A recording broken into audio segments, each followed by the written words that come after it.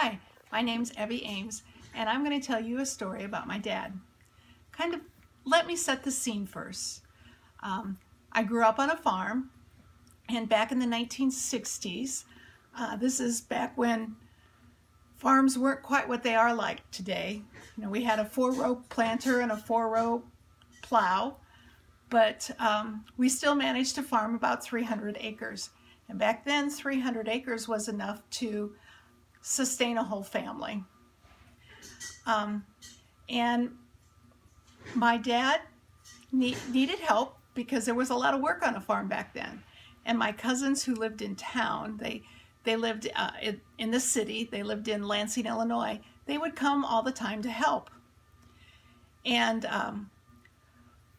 they had a dad, or my Uncle Charles, who was known to be kind of a hothead. And every now and then he would let things loose. So one spring, Tommy Joe, my cousin, Tommy Joe's my cousin, he came and he got to drive the tractor. Well, he drove one tractor right into the other tractor. And you can imagine, with the experience he had had with his father, how frightened he was to tell my dad that he had put 2 of his tractors out of commission that day. And that's probably all of the tractors we had back then.